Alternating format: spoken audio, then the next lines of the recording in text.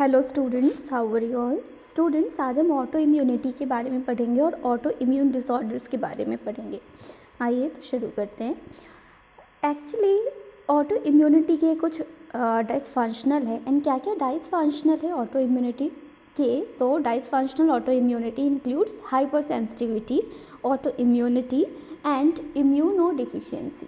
So let's start with autoimmunity. Autoimmunity होता क्या है? So basically means immunity to self. And autoimmunity एक ऐसा condition है जब हमारे इम्यून सिस्टम मिस्टेकनली हमारे हेल्दी टिश्यूज़ को और सेल्स को अटैक करके डिस्ट्रॉय कर देते हैं। इसी कंडीशन को हम ऑटो इम्यूनिटी कहते हैं। Now autoimmunity means self tolerance and tolerances. So normally क्या प्रिवेंशन है ऑटो इम्यूनिटी के? सो नॉर्मली प्रिवेंशन और dampening of air occurs by immunosuppression by cells और साइटोकाइंस, इम्यूनोसप्रेशन बाय हॉर्मोन्स और deletion of autoimmune T और B cells. Now autoimmunity disease और autoimmune disease और autoimmunity में self tolerance ख़त्म हो जाता है and specific adaptive immune responses mounted against self antigens, and inability to eliminate antigens leads to chronic inflammatory process. So हमारे जो antigens होते हैं उनके साथ क्या कंडीशन अपियर होता है? So inability to eliminate antigens, antigens को एलिमिनेट करने की एबिलिटी लॉस्ट हो जाती है, जिसकी वजह से क्रॉनिक इन्फ्लेमेटरी प्रोसेस शुरू हो जाते हैं। एंड 3 to 5% इंडिविजुअल्स अफेक्टेड होते हैं AID से। AID means auto immune disease से। नाउ ऑटो इम्यूनिटी की ऑरिजिन क्या है? सो ऑटो इम्यूनिटी ऑरिजिन्स एक्चुअली इनको हम हॉरर ऑटोटॉक्सिकस कहते हैं। हॉरर ऑटोटॉक्सिकस का क्या मतलब है? लिटरल मीनिंग होता है इसका the horror of self toxicity. And the term coined by German immunologist Paul Ehrlich. इस टर्म को कॉइन किया गया था जर्मन इम्यूनोलॉजिस्ट जिनका नाम है पॉल एहलिक, जिन्होंने डिस्क्राइब किया था थ्रेट ऑफ ऑटो इम्यूनिटी की थ्रेट को डिस्क्राइब किया था इन्होंने।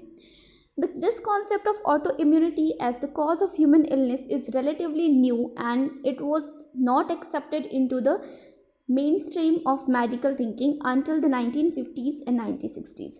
So ये जो कॉन्सेप्ट था ऑटो इम्यूनिटी का वो ह्यूमन इलनेस का एक बहुत बड़ा कारण था और इसको एक्सेप्ट नहीं किया गया था मेन स्ट्रीम्स में, मेडिकल थिंकिंग के मेन स्ट्रीम्स में 1950s to 1960s तक। लेकिन अभी ऑटो इम्यूनिटी के बारे में हम काफ़ी अवेयर है एंड इनके प्रिवेंशन एंड ट्रीटमेंट से भी हम काफ़ी ज़्यादा वाकिफ़ हैं। Now, Paul Ehrlich at the beginning of the 20th century proposed the concept of horror autotoxicus, where a normal body does not mount an immune response against its own tissues.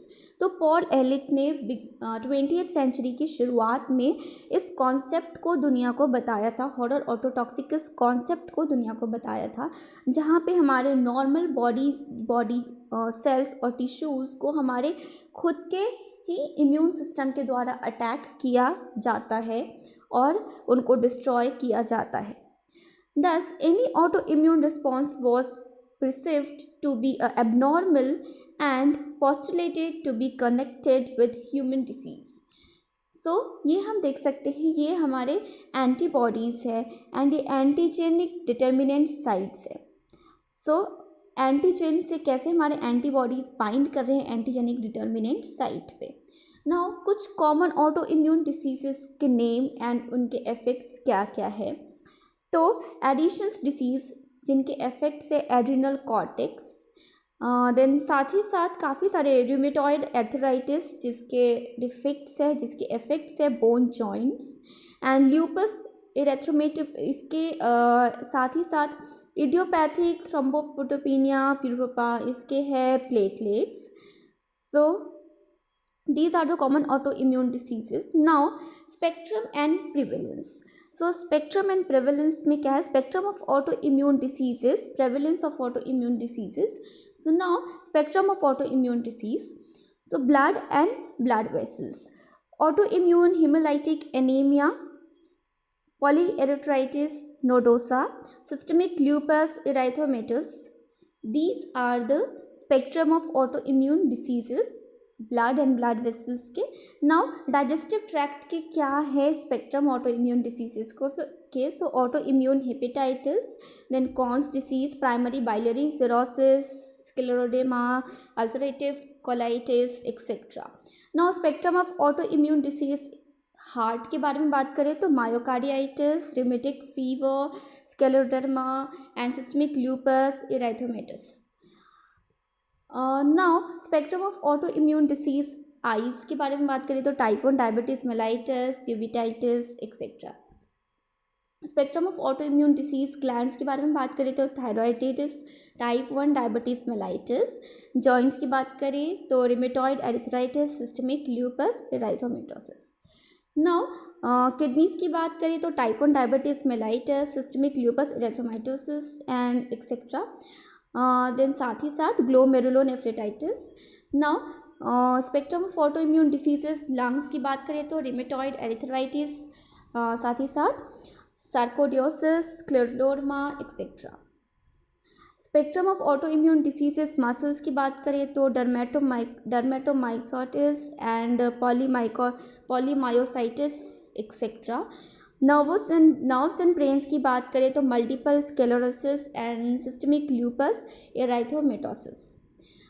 Skin की बात करें तो alopecia areata, then साथ ही साथ psoriasis, scleroderma and systemic lupus erythematosus etcetera. ये spectrum of AID है, spectrum of autoimmune disease है। एंड इसमें हमने अभी जितने भी डिसीज़ेस के बारे में पढ़े हैं स्पेक्ट्रम, वो सारे हमने बता रखे हैं, like diabetes, multiple sclerosis, autoimmune uveitis, then rheumatic fever etcetera. Now prevalence क्या है तो autoimmune diseases are a major threat to health of everybody.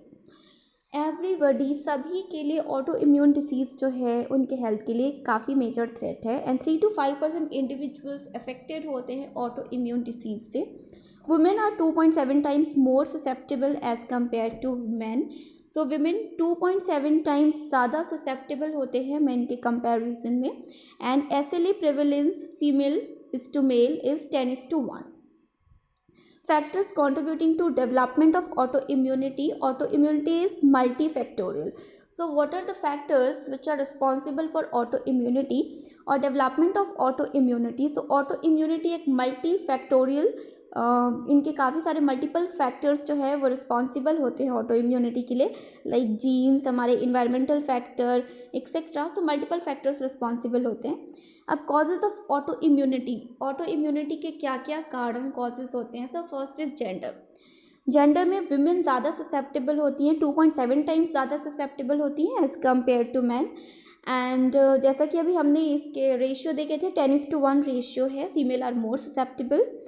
And अगर हम बात करें जेंडर की तो female mice, SLE, removal of ovary, injection of testosterone, prevention of SLE। So अगर हम इन तीनों चीज़ों को फॉलो करते हैं तो अल्टीमेटली SLE को प्रिवेंट कर सकते हैं। Age, AID are more prevalent in older people and animals. So autoimmune disease जो है वो ज़्यादा प्रेवलेंट होते हैं ओल्डर पीपल में और एनिमल्स में। And this is due to immuno. So ऐसा होता क्यों है? सो ये ऐसा immunosenescence as well as diminishing immunoregulatory mechanism. So immunoregulatory mechanism के डिमिनिश होने की वजह से ये कंडीशन ज़्यादा फ्रिक्वेंटली अपीयर होते हैं एज्ड पीपल में और एनिमल्स में। नाउ जेनेटिक फैक्टर्स में फैमिलियर इनहेरिटेंस एंड साथ ही साथ mutation in the genes responsible for HLA expression. Genes में म्यूटेशन की वजह से ये कंडीशंस अपीयर होते हैं। So mutation in the genes responsible for HLA expression, genes related with the lymphocyte activation, lymphocyte suppression are likely to play crucial role. Complement deficiencies also play a role in the development of AID. Now infections की बात करें तो EBV, mycoplasma, streptococci, klebsiella, malaria, borrelia etcetera, ये सारे infections cause करते हैं। ये antigenic mimicry है इनकी। Now chemical nature of autoantigens के क्या केमिकल नेचर होते हैं? So target antigens for autoimmune response so क्या क्या टारगेट होते हैं इन antigen, target antigens for autoimmune response, autoimmune response के लिए क्या टारगेट एंटीजन्स होते हैं? So cell surface proteins, cytoplasmic molecules, nuclear molecules, secreted molecules, HSPCs and enzymes. These are the target antigens for autoimmune response. Now drugs, हम क्या क्या drugs recommend कर सकते हैं for the treatment of autoimmune AID और autoimmune disorders और autoimmunity. So drugs में certain drugs initiated AIR by unknown mechanisms. Example, so क्या क्या examples है? So example is procacinamide used to treat ventricular arrhythmia, drug induced lupus. Now toxins, examples, toxins oil syndrome occurred in Spain in 1981 after people ate contaminated olive oil. People developing unique illness marked by lung disease, eosinophilia and excessive IgE. Hormones, females are much more likely to develop autoimmune illness because of hormone factor, and rise in hormones associated with pregnancy may even cause abortion of the fetus, RSA. So अगर इस hormone में का बढ़ाव बढ़ गया level, so rise in hormones associated with pregnancy may even cause abortion. Then endometriosis and preeclampsia are both thought to be autoimmune in nature. Now immunodeficiency की बात करें तो deficiency of complement components like C2, C4, C5 and C8, साथ ही साथ CVID which is common variable immunodeficiency, auto antibodies against platelets. Now environmental factor में pathogens, drugs, hormones and toxins are just a few ways that the environment can trigger autoimmunity. Now mechanism of development, कैसे ये develop होते हैं? So break down of self tolerance, हमारे self tolerance lost हो जाता है, break down हो जाता है सेल्फ टॉलरेंस का. And molecular mimicry, T cell bypass, defective regulation by TH, polyclonal activation, modification of cell surface by microbes, modification of cell surface by drugs, availability of sequestered self antigens, etc. These are the mechanism of action. Now rheumatic fever is a classic example of molecular mimicry. Risk factors क्या क्या है? Genetic factors, environmental toxins, gender, heredity and viruses. These are the risk factors for AID, which is autoimmune disorders. Risk factors includes drugs, stress, poor diet, lack of exercise, lack of sleep, abuse of alcohol and use of tobacco. So these are the risk factors. Diagnosis of autoimmune diseases, autoimmune disease को हम कैसे diagnose कर सकते हैं? So autoimmune diseases often don't show a clear patterns of symptoms at first, so diagnosing them can be hard. But with time, a diagnosis can usually be made by using following approaches. So कुछ approaches को use करके हम इसको diagnose कर सकते हैं. Autoimmune disease को पहले डायग्नोस करना थोड़ा सा टफ होता है, थोड़ा सा हार्ड होता है, क्योंकि इसके सिम्टम्स की कोई क्लियर पैटर्न नहीं है, and diagnosing them can be hard. But with time a diagnosis can usually be made by using. So time के साथ हम इसको आसानी से डायग्नोस कर सकते हैं कुछ अप्रोचेस को यूज़ करके.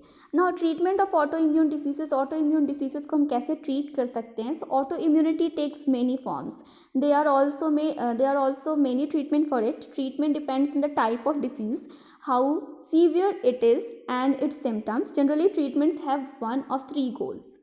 So treatment options are anti-inflammatory drugs, which is NSAIDs, corticosteroids, then immunosuppressant drugs जो कि हम suppress कर दें hormones को and other factors को, radiation, साथ ही साथ cell blocking reagents और cytokine blocking reagents. cytokine blocking reagents में हम TNF का यूज़ करते हैं. So these are the treatment options. Now treatment of autoimmune diseases. So relieving symptoms, if your symptoms bothered you, your doctor may suggest treatment that gives some relief. Relieving symptoms may be as simple as taking a drug for pain relief. It may also be involved as having surgery.